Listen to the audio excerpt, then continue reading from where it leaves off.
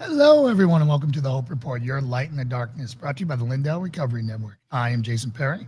And I'm Melissa Huray. Happy Friday. We Happy made it to Friday. another Friday. I'm sitting here with my 2-pound bag of my coffee. Let's just get this out of the way. This is going to be we are heavily sponsoring this amazing product from Mike Lindell, and we're going to be rolling it into our show. So really, if you haven't tried, I know Jason was the first to try it, and he's a coffee snob, and he gave it his stamp of approval. And I am a coffee snob.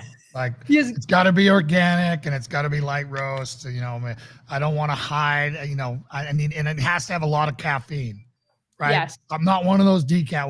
What's the whole point of drinking coffee without caffeination? It's like, you're just like an electric yourself. car. I don't believe in it.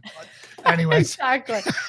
Yes, exactly. And it's organic, right? I mean, that's one of the most organic is the key things. Because most coffee out there is so heavily pesticided, right? That's the problem with coffee. Now, they just released a study, and I just saw it this morning, that people who drink coffee with sugar live longer than people who drink coffee, who don't drink coffee, or drink coffee with artificial stuff, or just drink coffee plain black. So they don't know why, but they just came out of this heavy, intensive study.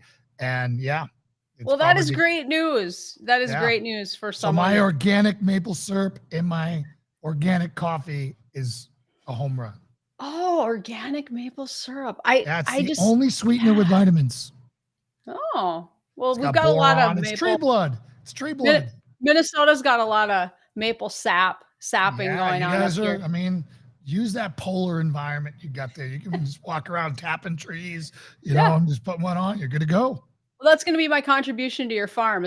I told you that it's going to be wild rice and maple syrup, because just bring lots. It's just not that easy to harvest. I'm learning. Actually, Mike went to a Native American festival last weekend because they're doing some cultural diversity stuff with his work. And he said it was super interesting, but they were talking about the labor intensity of harvesting wild rice. It's not just I don't know about wild rice. It's not an easy thing. Maple syrup is 10-1. So you get to boil 10 gallons down to get 1 gallon of maple syrup. So. Wow. 10-1. Yeah. That's a lot for a little and we're not, like, even though we're in Northeast Tennessee, we don't have a lot of cold weather here. And I don't think we're if you go to Mountain City, you're at altitude, you can have balsa fir. And I think they do really well with their trees with maple over there, not where I'm at. But I want to pivot our discussion. Yeah, let's pivot. Okay. Are we pivoting to our guests? We're going to be pivoting to our guests in a second, but I want to frame it. All right, frame it. It's impossible to turn on the news and not see crime and the threats to our family. We see abductions in broad daylight. We see carjackings at an all-time high. New Orleans is the murder capital of the world. Police response time of 2.5 hours. And, and Christians, unfortunately, a lot of times just say, oh, well, the Lord will protect me. And unfortunately, that's not how it works. You don't just say, okay, I'm going to go about my life. And the difference is, again, that topic that we love, in trusting the Lord versus testing the Lord. Yes. Testing the Lord is jumping out of a plane without a parachute and saying, Lord, save me. You got this. Right. Yep. Versus trusting the Lord, which is packing your chute to the best of your ability, jumping out of the plane and say, Lord, please don't let me get hit by a plane or hit a power line on the way down, or go through a flock of geese or something. Right. That is the difference between testing and trusting the Lord. When, the pilgrims looking for their, the promised land over here, they didn't hop on a raft with no food, no water, no directions, no nothing, and say, God, you got us. Take us there. No. They did it very deliberately. They had to do their part. And that part, particularly to adults out there and to heads of household, men who I do so much time discipling, and women without men who I do a lot of discipling on. Part of your responsibility of your head of household is being able to protect your family, right? You have to be able to protect and your family, and to train your family. And you are their guardian. That word is important, guardian, right? Guardian means that you have to protect them from the state, from trouble, from crime, from bad decisions until they come of age and they can make their own mistakes. And hopefully you've discipled them appropriately to insulate them from that. So last time when we had Keven on, when I was doing my research on him, I saw how he was tied to a company called Where Our Families Train. And I was very impressed with what they were doing. They have a course coming up and we'll let them talk about that. But they do something that we did in the SEAL teams and we did in the SWAT team and we do in police academies now is role play situations, right? So many people just stand there and drill paper on a static range, which once you hit what you're hitting, doing that really doesn't do all that much.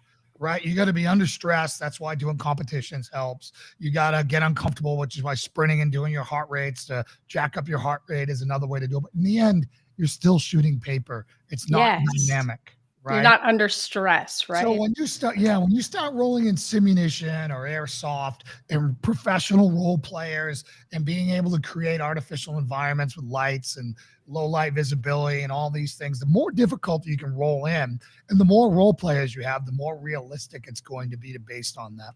And that allows you to make mistakes in a setting where the consequences are not permanent, right? And there's so much learning in that. So we want to bring on Keven back, because we talked to Keven after. I'm like, hey, I really believe in what you're doing. Let's get it on.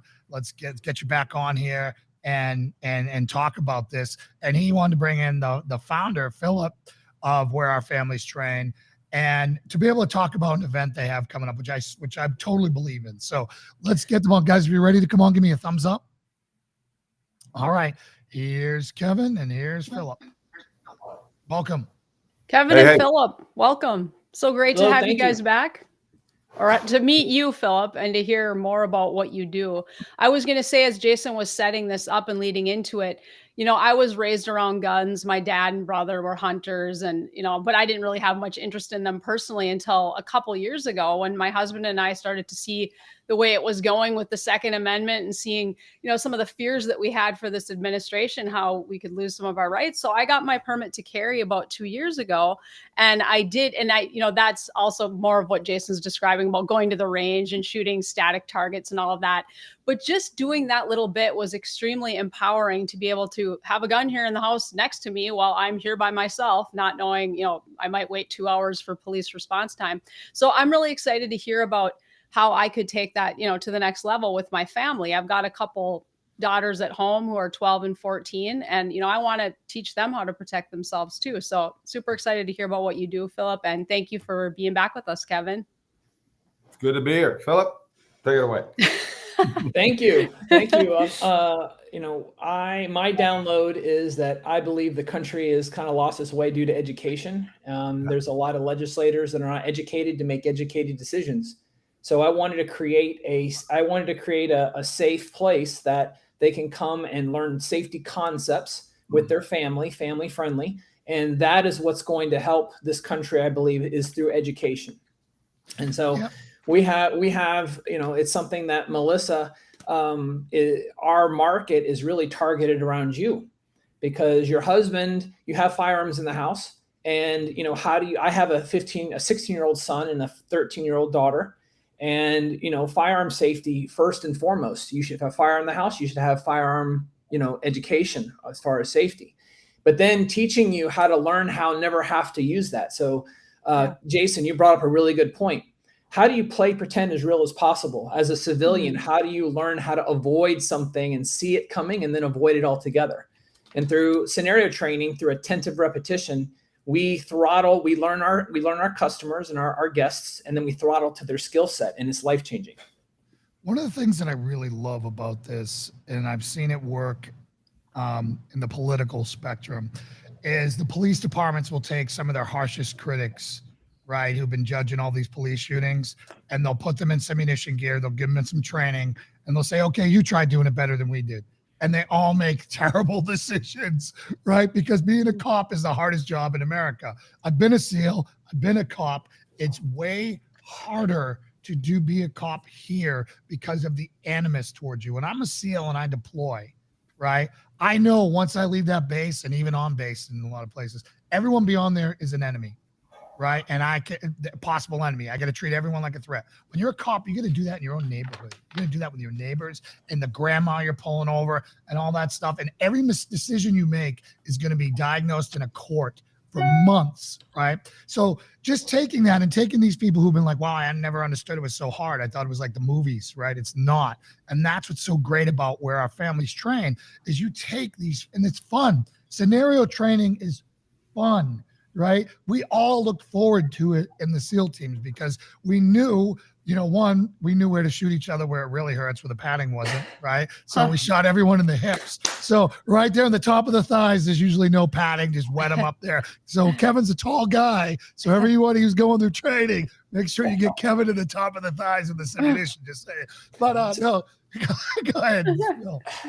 I was going to say, Melissa, what I like to do is I built this around someone that no previous training is required.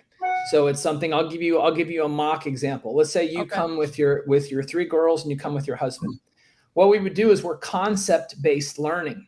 So first what we're going to do is we're going to have you fill out this large questionnaire and learn you. So what your skill set is. And then we're going to, you either stay together with your family or we can break you up into other families that come that have the similar skill set. And then we're going to show you a concept. And depending on what station you're at, we do 2 stations per day, 1 station before lunch, 1 station after lunch. You learn what you learn in station 1 before lunch, you get to apply that concept after lunch. So we have a 3.5-hour immersion on a concept and then how you apply that concept if you're training with your girls. They get to watch mom, and then they get to learn a concept as well and learn collectively. And so family training for safety and focusing on what's more likely to happen, which you're approached in a transitional space. So let's say a gas station. Let's say you're walking to your car in the parking lot. That's where we're going to hard focus first, because if you do number 1 right, it might not go to 2, for example. So on a spectrum of 1 to 10, 1 being you're at a gas station and a mentally ill person approaches you, 10 being you have an immediate imminent threat on yourself or a loved one, you have to use a firearm or some type of threat. Most of the time it's going to be 1. And what Jason will tell you is that people are normally at let's say 4, where they go hands-on, where they're too busy, they're trying to hug you and put you to sleep, or they're on the range at a 10 and they're shooting firearms. But let's learn how to avoid that altogether, and let's do that in a really family-friendly way. And so the reason why I reached out to Keven, and I'm very blessed that he is going to be making time in his busy schedule to join us, is that I want to open this up to and let more people around the country know that we exist and that we can really have life-changing training. We're just at a very, very high level. So, for example, Melissa, don't worry, the bathrooms will be clean.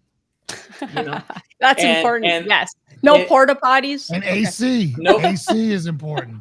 No porta potties. It's one of those things where with your valuable time, what I've sought to do is to guarantee the experience. So Jason, all of our outside ranges are covered because in Florida, as Keven knows, if you don't like the weather, just wait 5 minutes.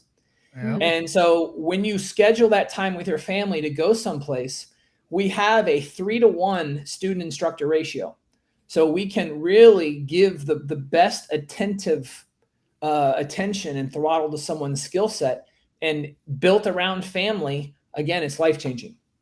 Where in Florida are you again? Sorry, good. Sorry, we are just out. We're just outside of Orlando, Florida, about 35 miles west of Orlando in Central Florida, 1 hour from the MCO airport. Okay. So how much time do you spend on mindset, situational awareness, active planning, all those other components that you're going to use not, every day in everything you do? Like most people think situational awareness training is some like tactical term. It's no different than defensive driving, right? What if this, then that? Yeah, I like to explain it that, for example, when you were growing up and you're getting ready to cross the street with your parents and they're holding your hand and they go, "Hey, Keven, pay attention. We're getting ready to cross the street. Hey, pay attention. We're getting ready to cross the road." That level of attention that you're going to give in that moment to cross the street is something that I want someone to start giving attention if they see something unusual. And so when you start to play with concepts, then you start to say, okay, now if something is unusual, I want to give it more attention.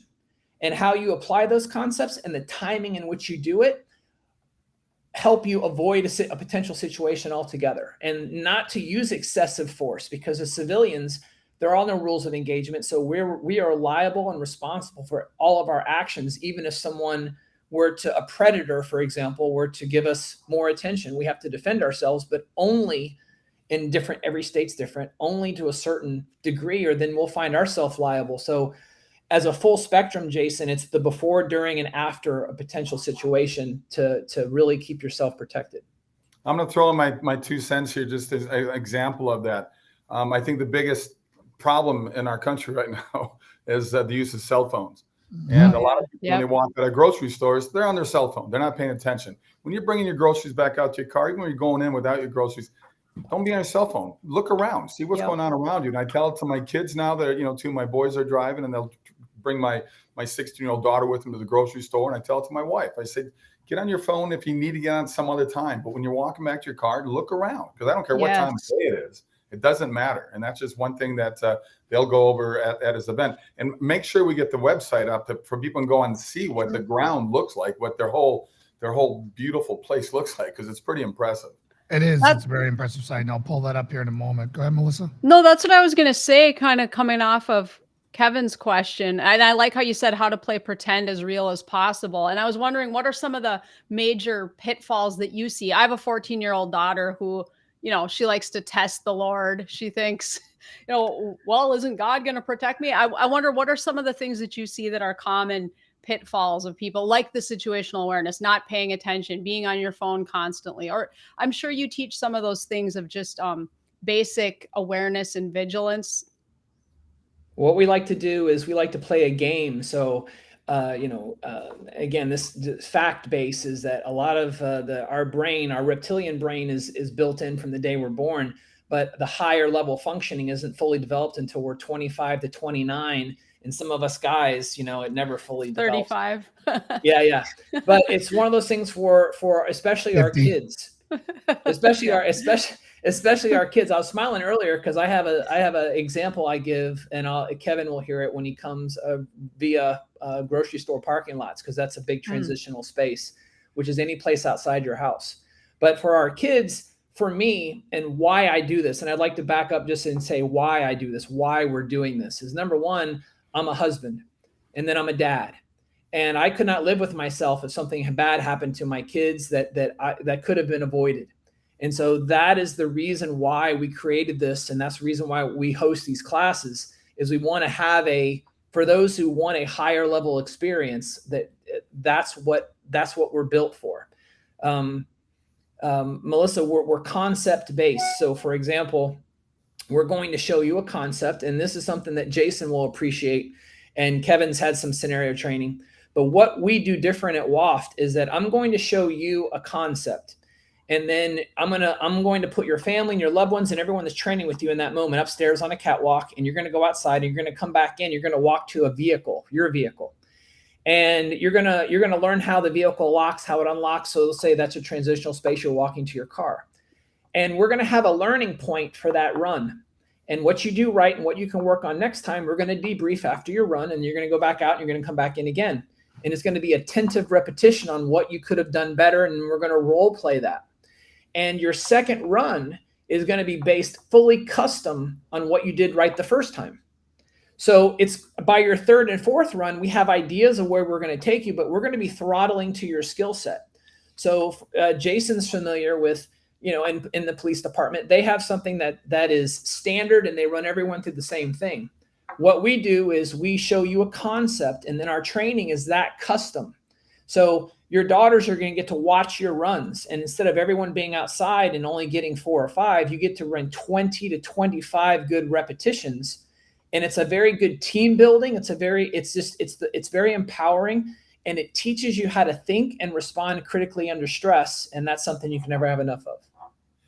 So you mentioned a really big component there, and it's custom. Now, as a trainer, I know custom is hard to do.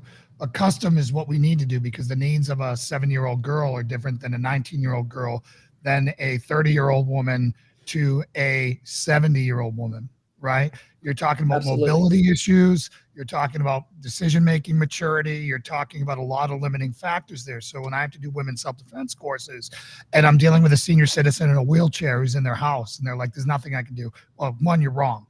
Right? You can be totally set up for success here. You can totally set up your perimeter appropriately and go with that.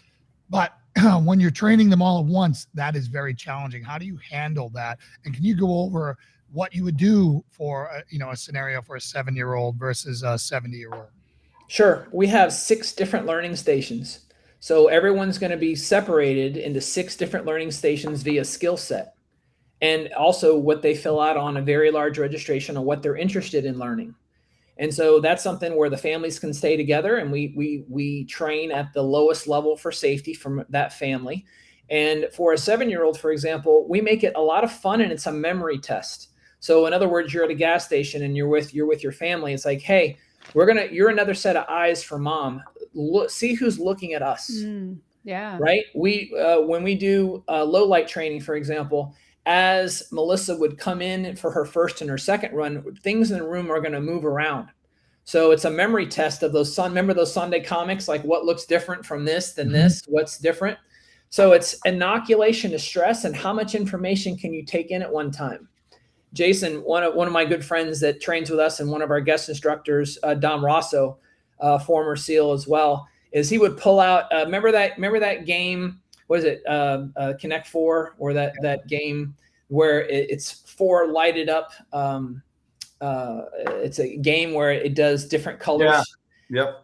Like it goes Simon red, Says, blue, yellow, then you press red, right. blue, Simon yellow, Says, that's the name of it. Yeah.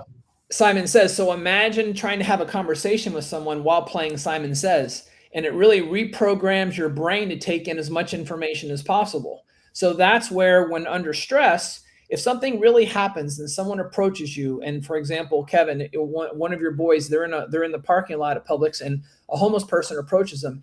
If it's real, you're going to get an adrenaline dump, and that is going. Adrenaline affects the body very differently. You're going to have memory loss, visual, audio exclusion, and so teaching you how to react and still be safe and keep awareness, and basically, be a hard target. And I don't like to make terms that I can't explain later, but basically let them know that they should be dealing with someone else. Yep. Right.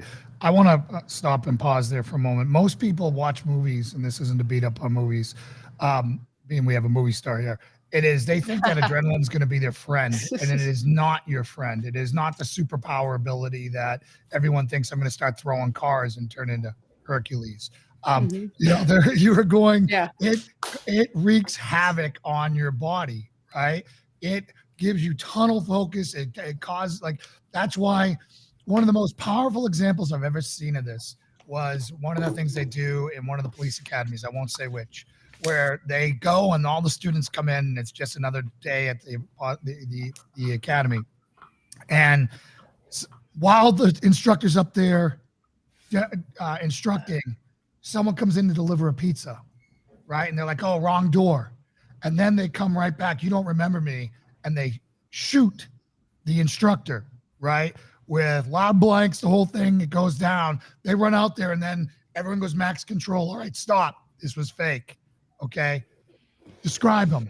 Describe the firearm. Describe everything. And everyone gave something different. I'm sitting there and I'm just like, it was a semi-auto pistol. You had other people thinking it was Dirty Harry with a 44, revolver. It was just so crazy how that adrenaline kicks in and everyone sees something different. Go ahead, Keven. Well, the police, I've got a documentary out there called Bleeding Blue that deals with what police have to go through. It's not to paint the police as perfect people. Everybody's got a bad apple in whatever business they're in. But it just shows you what they have to deal with. And when they have enough, eyewitnesses to really horrific situations, everybody's got a little different story. And they're aware of that because they know that. Well, I think he had blue eyes. No, he had brown eyes. It's all these little details that change from one person to another. And that's why they got to really talk to everybody that saw something happen. I do want to jump to what's going on with our government right now. The government has made this country a very dangerous place to live in. Every single day, I'm seeing stuff through Blaze and whatever else, where you're seeing all this stuff going on. This crazy. There was a guy that tried to rape a 16-year-old girl in the bathroom at Target or Walmart yesterday, and luckily they broke down the door and they got the guy before anything really horrific happened. But in broad daylight, we're catching these guys and just bringing them in there and releasing them right away with this whole defund the police stupidness. The country, half this country is absolutely nuts. And they've made the country a far more dangerous place. So we have to have programs like this, what Philip's doing, to fight back, because people need to wake up. trust me, we're loaded for bear in this house. We got all legal guns here. My kids are really good shots. They're better than me, and I'm pretty good shot. So I mean, we are set to go to protect our house anyway, and my family any way possible. And if people want to follow me on Twitter, I post very sarcastic truths on Twitter. Go to Facebook on Twitter. And one of the things I said, if anybody wants to mess with my family, their pronouns are pinata. Yes. Keven, I can't tag you on Twitter. You must have a restriction on that. I have that I don't know. I don't know. It's weird. No, I wanted to ask you my boys are going to help me out. To your point, to your point about the current state of our lawless country. I mean, what do you see happening to Second Amendment rights? If we don't have a red wave in November, do you think that's going to be a huge? Well, we better have a red wave. We need honest voting. I mean, voter fraud has been around forever. I love the fact that no matter what the liberals say out there, it's exactly what they're guilty of. Everything they say the Republicans are. Yeah. When you got Joe Biden out there with this dark red and dark blue, black. Like, and what were they thinking with that? Very goth. 35 Hitler speech saying that half the country is a terrorist. And I'm going, but the weird thing is people get brainwashed so easily. They're uneducated. I got plenty of liberal friends that say, well, I hated Trump. And I go, what policies did you hate? They can't name one that they hated because he did a lot of good things. But, they're programmed to call him a bad person and a jerk and egotistical, like Obama, like any president didn't have an ego. Yeah. It kind of goes with the job. It's a requirement. Yes. And we've got a battle on our hands. And I'm telling you right now, we need honest voting. You vote on the day of the election. You show your freaking ID. There's nothing racist about showing ID. No. So, because if that was a fact, then African Americans can go to any liquor store at 15 years old and buy a 12-pack because it's racist that make them show their age. And anybody who's African American can fly in America and not show an ID when they go through passport control. Or open a bank account or rent a house or do anything. It's insanity what we're doing out there right now when we got to fight it. And Keven, you talk about violence. It's one of those things where this is why my daughter is allergic to fire ants. Okay, and in the state of Florida, we have fire ants, and they are horrendous. She gets bit by one, and her foot swells up. We cannot get rid of all the fire ants in Florida, but I can keep them off my property. Yep. And so that's the whole purpose about scenario training is you want you and your loved ones to be hard targets because they will potentially, if there is a predator, and we talk very primal things about, hard targets, but if they're at a public parking lot, for example, and your sons go out to walk to their car, if they have force multipliers like a flashlight, something that's non-lethal, and they keep awareness, if there is a predator that might approach someone, they're going to approach somebody, but we just don't want it to be your family. And so that's what we do at WOFT is we help everyone and we show them concepts and then we role play those concepts so that they can think more critically and avoid situations and work up to a skill set that if it's needed to defend themselves. Yep. So why should people train with you? Who's training them? Like who's the experts on your team? Like the first thing I want to know when I go to a training facility is who's going to be teaching me? Right. So Absolutely. If I go to WOFT tomorrow, who's going to be teaching me what? We have retired Secret Service. We have retired Special Forces. We have active SWAT training folks who are training. My claim to fame is, again, I don't have a military background. I don't have a law enforcement background. That's something that years ago I did well in commercial real estate. I semi-retired and I was able to travel the country and train with whomever I wanted. So I was able to seek out the best and then learn those concepts. And how and why I created WOFT is that when I would travel, I would go to a facility and it didn't have the proper funding or they didn't have the right equipment. And I saw that it wasn't as efficient with my time as I wanted to be. And it was something that if my wife came with me, she wouldn't want to come back because there's a whole bunch of alpha males there, if you will. And it wasn't a family-based atmosphere. So that's what we've been very careful to make sure that, it is family based and it is a high instructor ratio with quality instructors where, Jason, you mentioned, what you and Lauren do around the country are fantastic. And how do you scale that? It's very challenging, Jason, as you know, to bring in other quality instructors. And that's what we've been, God willing, that's what we've been able to do at WOFT, where we have good people that want to help other people. And, you know, it's like how the USA goes and wins Olympic gold because you have, you know, some of the best athletes in the world in basketball that go and, you know, give their time to do that. So it's something that, you know, we spare no expense when it comes to the amenities and the equipment. And it's just from professional video to professional photography, unless someone is sponsored by other people and other things. And we do that as well, to where, you know, pictures don't get out. But we train a lot of people, affluent families, you know, and our big ask, my big download is politicians. We want this to be a place, use this as a resource. And we're partnered with people like Diana Muller at the DC Project and other places that really this country needs education.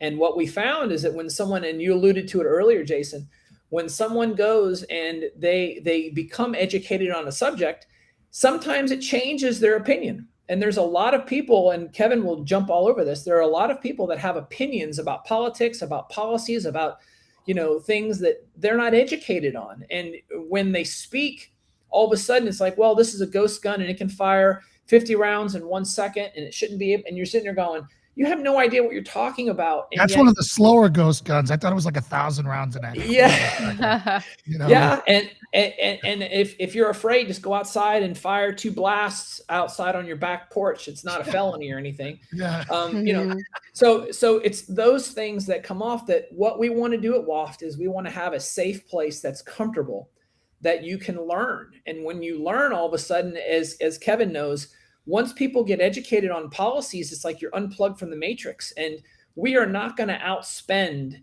people that are trying to turn this country into a communistic, you know, socialist country. We're not going to outspend them. The wealthiest people in the world are pushing and they're withholding information. But what we can do is we can leverage what we have with education. And that's our mission at WOFT. We want to bring politicians to us so we can educate them just on safety, and so they can make educated decisions. And so tell us about the facility, the actual facility, and guide me around your website here, where you want me to go to show how this is a very unique place, in a very unique place. You're in Orlando. You're in one of the destinations. I mean, it's brilliant that you're there because everyone's going there well, they used to go there for Disney. Now, hopefully they'll go there for you, because I wouldn't take my kid to Disney anymore. We've had families. Okay. We've had families that, and Melissa told a story and Keven told one, I'll tell one. We have families that come to us and they say, listen, the dad's going to drag them here. Listen, I just want to do some safety training. And then we're going to Disney World for the next 3 days. And the family comes and they don't want to leave. They want to stay with us because they're having so much fun. Because again, when it comes to memory testing and when it comes to watching mom and dad do things, now all of a sudden it's like, wow, you know, you can help mom, you can be, you know, and that's the fun part of attentive repetition training, and memory testing. So who doesn't want to do that? So what you're looking at right now is one of the families that came and trained with us for scenario training. And this is our December class. So we do large group scenario training. So this is Kevin's going to be a part of this. And I believe Sam is visiting with him. So it's going to be really neat that those two are going to get to train together. And we do large group scenario training. So again, with the concepts, we're saying in that, let's see here. So click on Keven, click on that train with Keven Sorbo.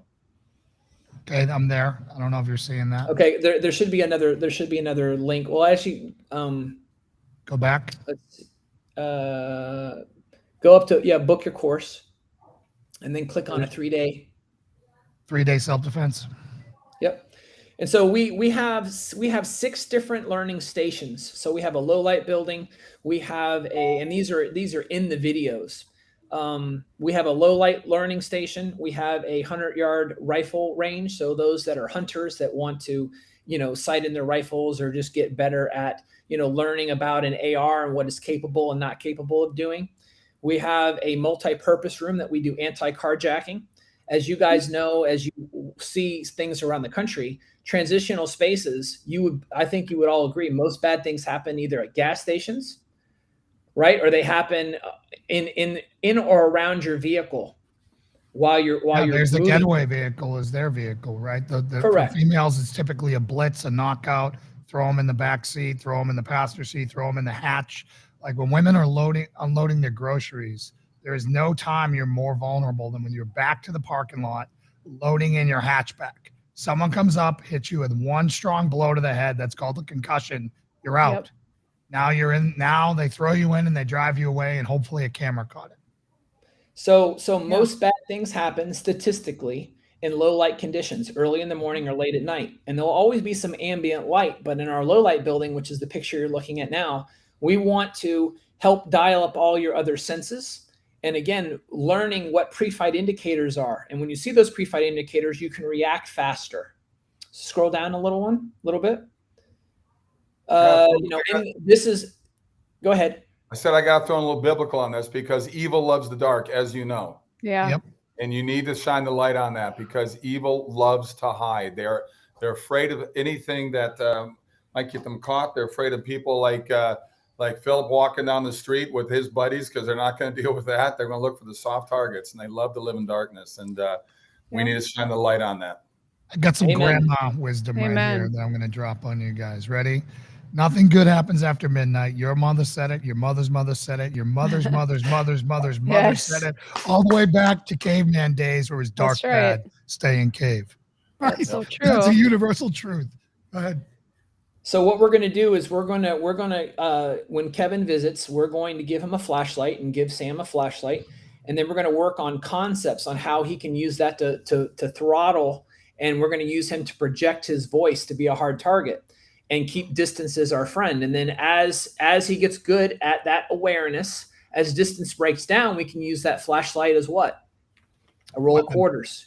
Yeah. I'm dating myself there, Jason. Roll of quarters. But it's one of those things where that's what's more likely to happen.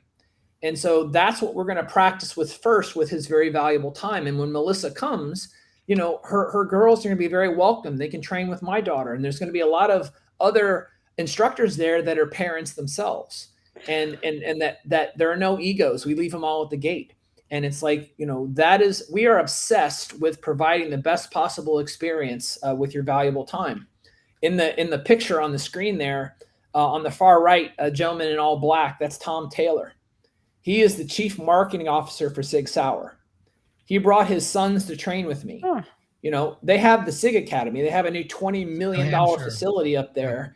And, it's something that SIG is one of our premier partners. And the Lena Michlik, Daniel Horner, these world champion shooters, they come to me to train, but I'm honored that they also trust me enough to bring. Daniel brought his daughter. He brought his parents. Lena brought her dad. And so this is just something to where there are fantastic instructors all over the country. What makes WOFT? Philip, your roll of quarters. I'm sorry. I just had a flashback. That's Charles Bronson on Death Wish. Oh, And I love that movie for a lot of reasons. I am constantly bringing up sound bites and movie quotes. So you've got me right there. You had me at that. hey, Jason, we're going to be in Orlando next May for the National Religious Broadcasters Conference. That's true. That's true. Please. I wanted to ask you though, And Philip, I'm going to miss that. Unfortunately, I would normally be there. Are. But since you're plugging NRB, who I love, I've been to many of those through the years. I got a plug where I'll be at that time. I'm going to be in Israel, bringing a group of people there to walk in the footsteps of Jesus. So anybody wants to go I'd to rather do that. SorboIsraelTrip.com. SorboIsraelTrip.com. Go check it out. I'd rather do that.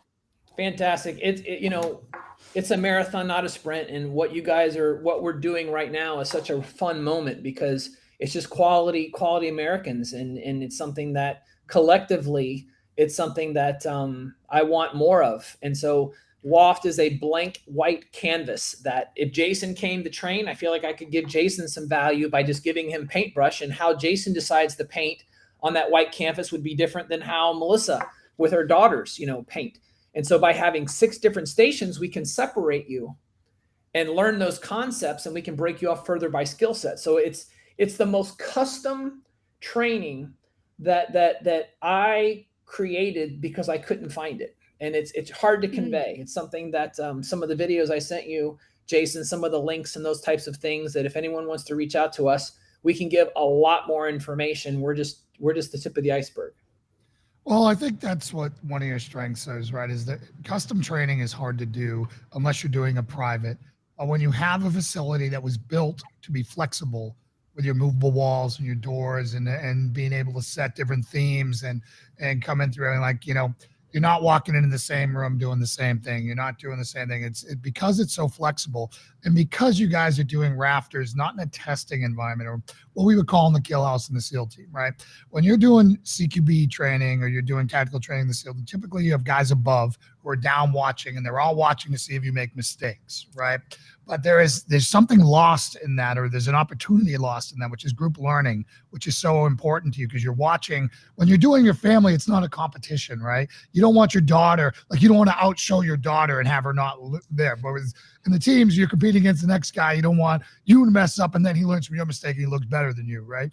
I mean, that's just that. But the group learning and being able to learn by watching. And, you mentioned the car and getting in the car. In our women's self-defense course that we do, we have a car set up close to a door. And we have the woman knows that when they see the attacker, they can sprint to the car. They know they're going to be attacked. And no one has ever gotten in the car ever. Why? Because no one owns a DeLorean where they can hit the door, dive in and have it closed.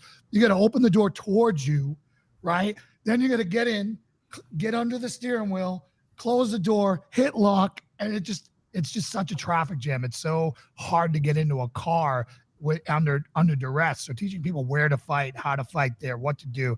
If you're worried about them using your keys, throwing your keys on the roof of the building that are above you. There's just so many different things that you can do around there. And one of them is the first one you mentioned in the beginning is get out of the phone, right? Yeah. Because you're in the phone now.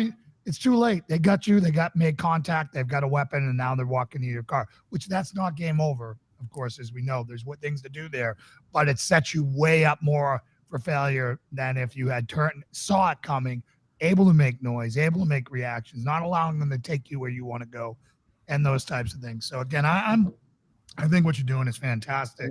I'm a big fan of it. Go ahead. Somebody was going to say something. We've been doing this for 12 years, and I feel very blessed, and I'm so excited for Keven and Sam because it's going to be life-changing. It's something that custom training, it's very addictive, and it's a lot of fun. Mm-hmm. And it's something that, you're the coolest person there when your family's with you. And that's something because you see families and it's like, oh, I wish my kids were here. They could learn so much by watching me. Oh, geez, I wish, who needs this? My mom and my sister. And all of a sudden that, again, I did not intend to do. I did not create this with the intent of doing it at the level at which I'm doing it. I did it because I wanted it for my family and my close friends. And then we're like, look at us as Madagascar. We broke off from Africa, millions of years ago. And we've kind of been evolving, if you will, outside of the mainstream Leo and military. So it's really built around family. And it's something that I'm very honored that Kevin's making time in his busy schedule. And it's going to be a lot of fun. And it's something that we say you'll be forever spoiled, never again to be the same. Yeah. So it's just going to be a lot of fun. And it's something that everyone that doesn't make this round, they'll definitely miss something special, and they'll sign up for the next one. Hey, I wanted to ask a question. I was doing some more Keven research yesterday. I watched you in this interview called Straight Shooter, and you were talking kind of about your history with guns and that you weren't a huge gun guy when you were younger, but the Second Amendment, you were just describing how it was brilliant and how the founding fathers created it so people could basically protect themselves against the tyrannical government. So, I mean, that really stood out to me. So I'm wondering, Philip or Keven, can you talk about more benefits, tangible benefits, for my teenage daughters, and aside from empowerment and just, the control, feeling a greater element of control, some of the things that they would experience from going through this? Philip, take it away. Force multipliers. Melissa, I'm never going to make you, I'm 6'2" and somewhat athletic, collegiate athlete. I'm never going to make you as strong as me. But I can through force multipliers. You can't say that in today's world, for crying out loud. Women are tougher than men. Don't you know? Didn't you know She-Hulk is stronger in our than Hulk? military? No more men. Because look at the movies. No more men. Women are killing all the males' butts very easily now in movies and TV. So I think we got. I gotta ask Keven, who are we going to fight, Xena or Hercules? Yeah, really. That's good. That's good. Yeah, it's Oh man. Well, I work to get my part in that role. So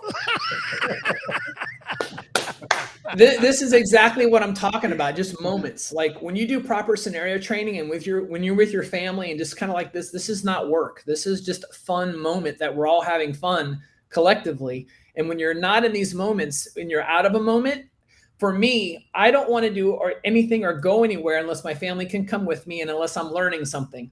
Those are the two check marks nowadays. Those are the two check marks nowadays that I have to do to really want to go do something, right? And so if I'm not learning something, just to get an adrenaline rush, that doesn't do it for me anymore. I want to learn something. And so that's what we're doing. And that's what Keven is, if you want to do that with him, Kevin's going to come and he's going to be a student in the class. You know, and Sam's coming for that one just so I can say, with my whole family. Do I get to be a role player? Can I yes, be a role player versus Keven? Well, you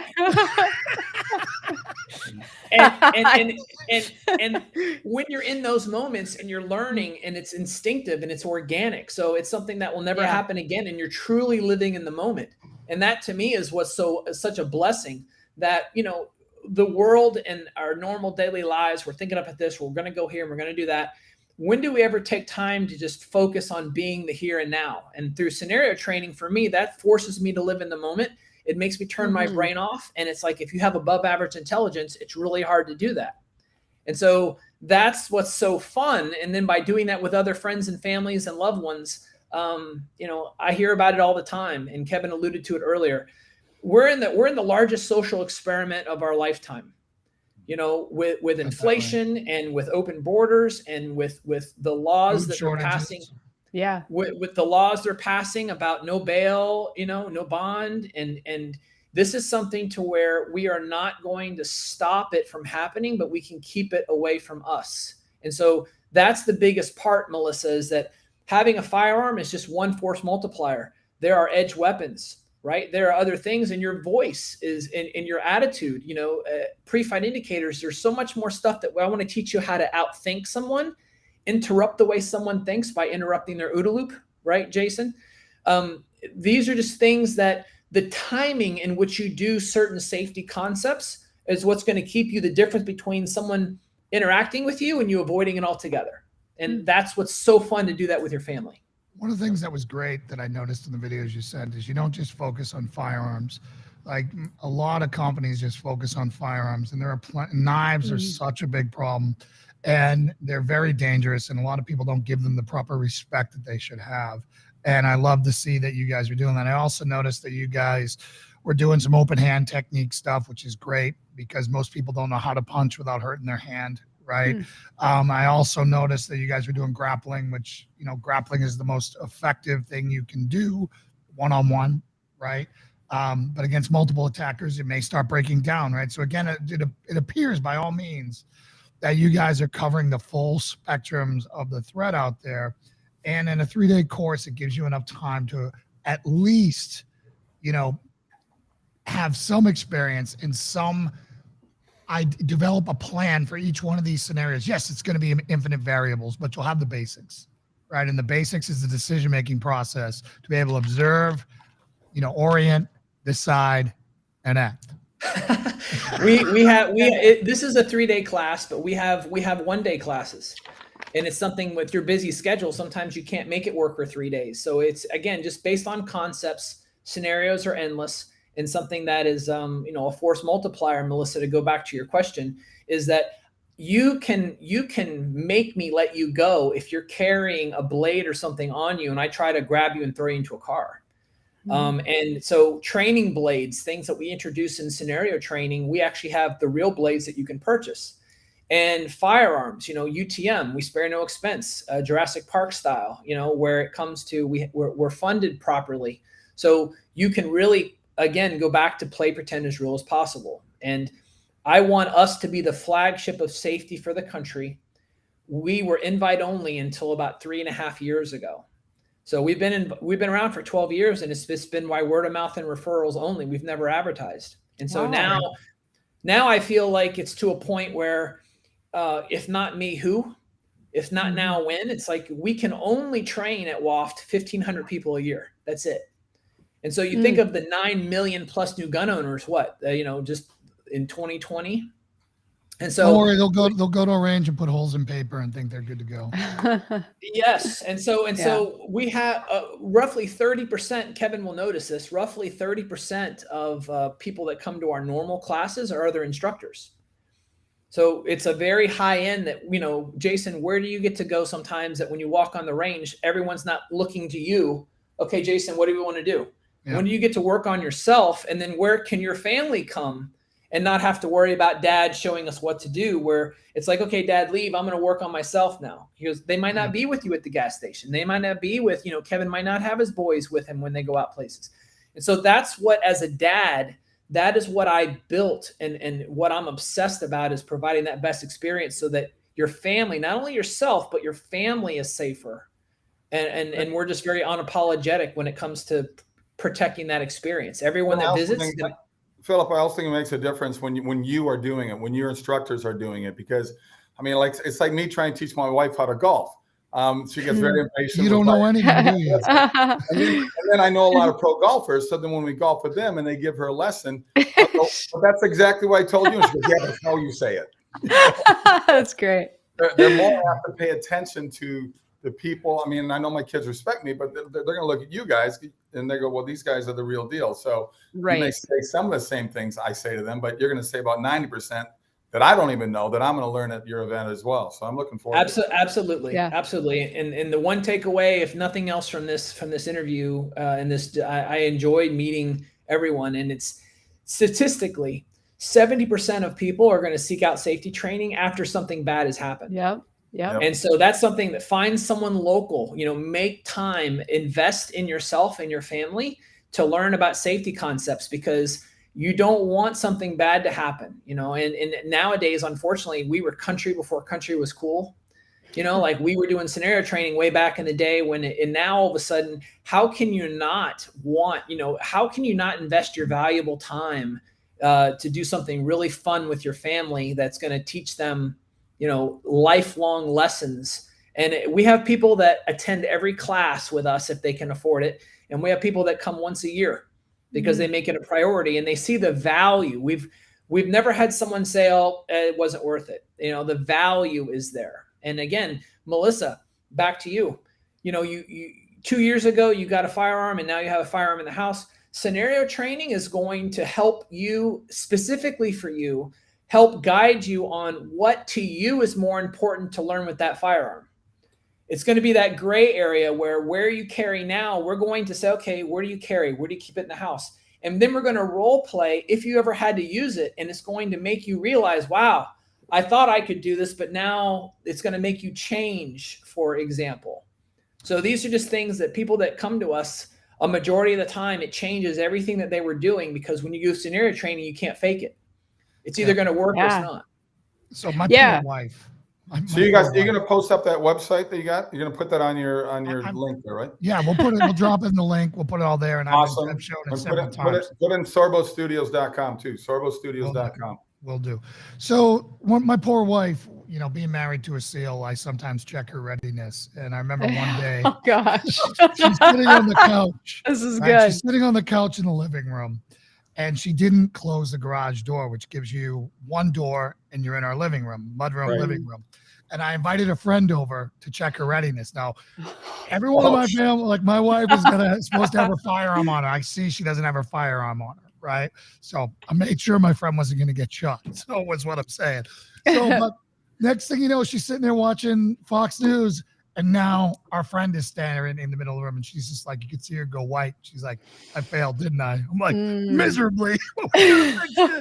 Like, because you gotta, your house, your perimeter, like I call them bing bong alarms. I travel around the country. I train people and I tell them to go to Lowe's. If you don't want to buy an ADT thing, you don't want to do all this stuff, get the peel and stick. There are two magnets. Your window opens, it goes beep, beep. Or you can set it to a permanent siren where it chirps. Or doors. Set these things up so when it opens, that's your, hey, I need to have my weapon system. Because how many nanny cams have we seen where someone's sitting on the couch hanging with their kids and now they have a predator in the house and the repercussions are terrible, right? In the middle of the day. So, in the middle of the day. That's why I have a gun here. Yeah, exactly. Clock. No, Yeah. So Philip, my husband is on the church security team. Sword for the studio. See, I can keep going, man. I'm not as comfortable of showing mine, but it's over here. But I was gonna say my husband's on the church security team, and at first they were just doing a lot of static kind of things, and now they're doing more tactical scenarios and try, with red dot sites and laser stuff. But I think that's been really helpful. But Philip, I think it's so interesting that you are not a military guy, that you don't have that background. You may have said this, but this was something you couldn't find for yourself, and that's why you created it. You wanted this experience, and you couldn't find it.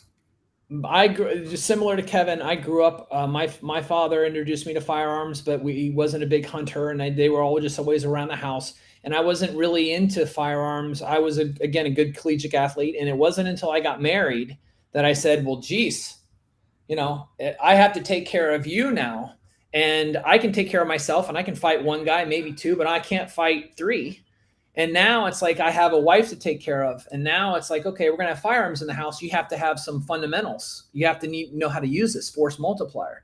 And then when the kids came along, that's when everything broke down, where I'm like, okay, I need something more than just owning a firearm. And what's that, the saying, how you have a guitar and it makes you a musician, like owning a firearm makes, it's something that the training element of it. So I started seeking out training around the country because I wanted to be my own first responder.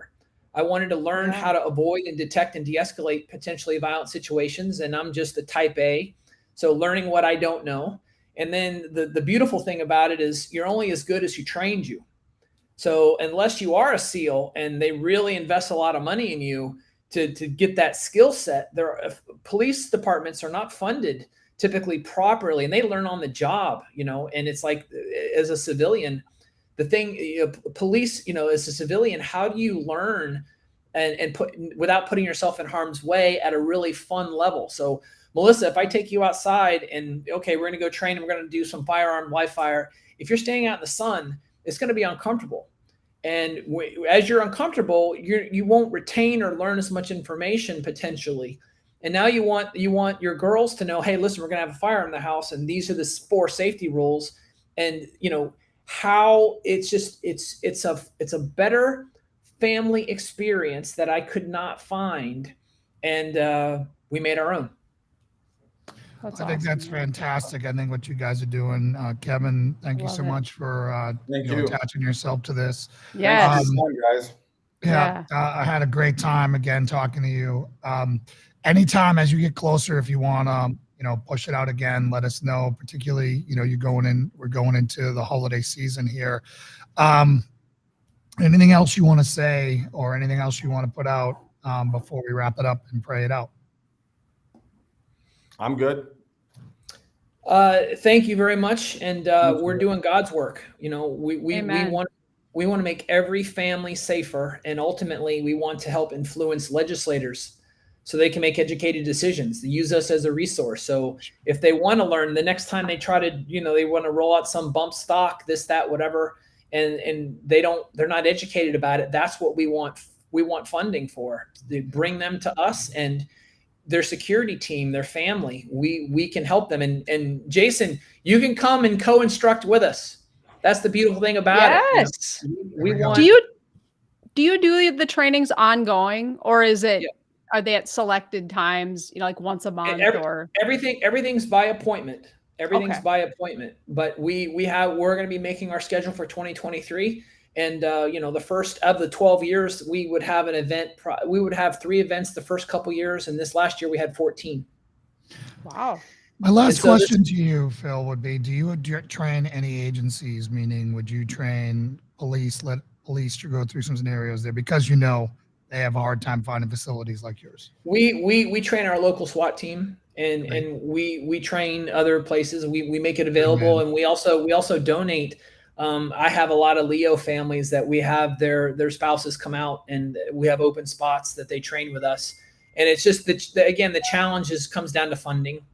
Awesome. It's like, what is a conservative, right? Where it's like people are a lot less apt, and we're up against Moms Demand Action, Diana Muller and the DC Project, Moms Demand Action, which is their counterpart, has a $38 million a year budget through Bloomberg. And it's like, that is, thank God we have patriots like, that have platforms, like Keven, that speak out. And like Amen. Mike Lindell. Yes. All right. Melissa, do you want to pray us out? All right, let's pray and we will call it a day. Father God, we just come before you in Jesus' name. Lord, I thank you for Keven and for Phil. I thank you for these two men of God who are serving your kingdom. Lord, I just pray a blessing over them, that you continue to bless the work of their hands. Thank you for the work that Phil is doing with empowering families to protect themselves. Lord, I pray you would give him all the resources he needs to continue this work. We just pray for legislators to hear about this. We pray for families to look around at the condition of our world and to realize the need to be first responders in their own home. So Lord, I just pray that you would bring him everything he needs to continue doing this work and help get the word out. And Lord, we thank you for Keven. We thank you for his amazing work that he is doing for the kingdom, how he's pushing back against the narrative of our culture. Lord, we pray you would continue to give him boldness to do this. I pray you'd open doors for him and his career, whatever he needs. I pray it would come to him, Lord. And we just ask your protection over them as they go about their day. We ask you to bless their families. And we pray for Mike Lindell too, as he continues to face adversity in the world. Lord, we pray you would keep his face set like a flint, that you would keep him aligned with your will, Lord, and just keep us safe into the weekend. We ask for your hand to be upon us and that you'd keep us, put a hedge of protection around us as we come and go. In Jesus' name, amen. Amen. All right, everyone. All right. We'll see Thanks, you guys. back Great to on- see you. It'll be just me on Monday, so I'll see Yes, you back there on I won't Monday. be here. God Bye.